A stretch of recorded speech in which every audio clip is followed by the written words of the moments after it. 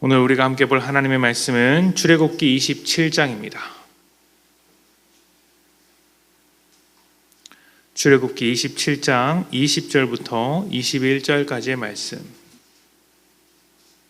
출애굽기 27장 20절부터 21절까지의 말씀을 함께 봉독합니다. 제가 봉독합니다. 20절입니다. 너는 또 이스라엘 자손에게 명령하여 감람으로 짠 순수한 기름을 등불을 위하여 내게로 가져오게 하고 끊이지 않게 등불을 켜되 아론과 그의 아들들로 회막안 증거궤 앞 휘장 밖에서 저녁부터 아침까지 항상 여호와 앞에 그 등불을 보살피게 하라. 이는 이스라엘 자손이 대대로 지킬 규례이니라. 아멘.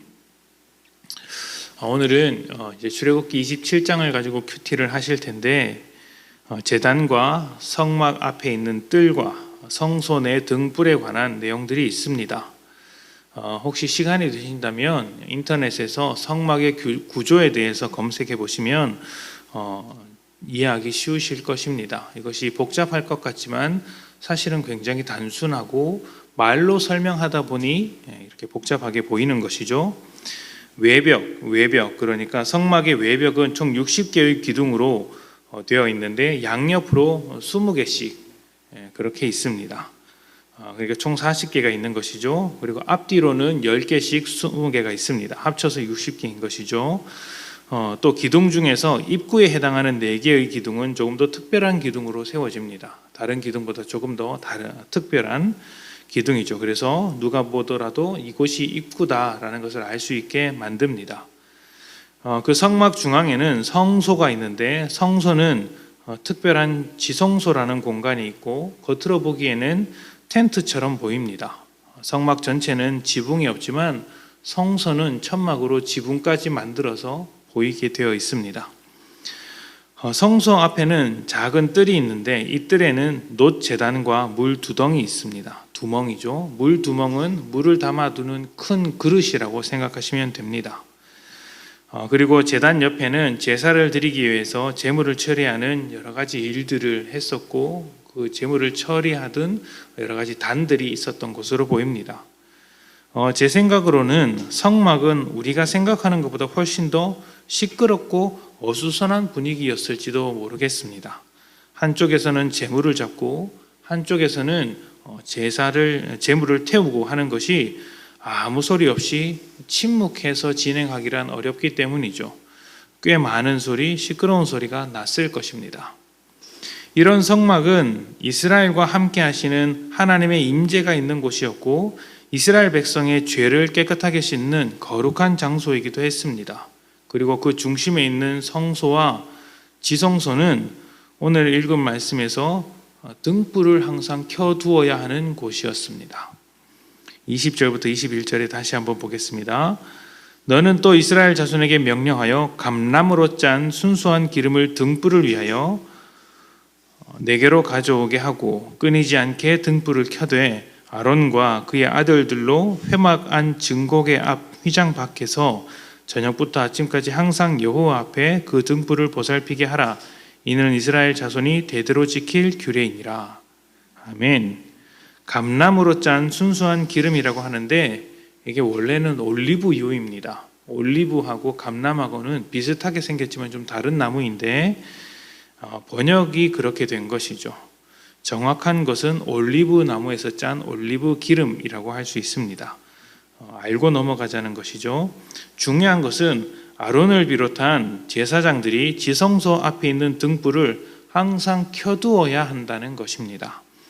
항상 켜두려면 관리하고 지켜야 하지 않겠습니까? 그 자리를 항상 지켜야 합니다. 하루에 몇 번씩 들락날락하면서 불이 켜졌는지 꺼져 있는지를 확인하고 꺼져 있으면 기름을 채워놓고 기름을 채워 넣어야 합니다. 그리고 그 기름도 순수한 기름이어야 했던 것이죠.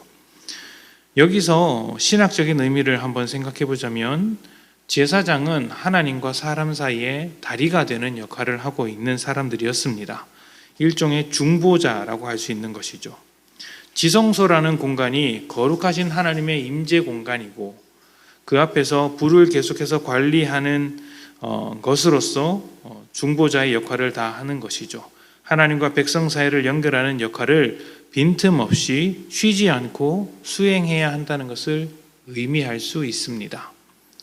예수님은 우리의 대제사장이 되셔서 하나님과 우리 사이의 중보자가 되셨습니다.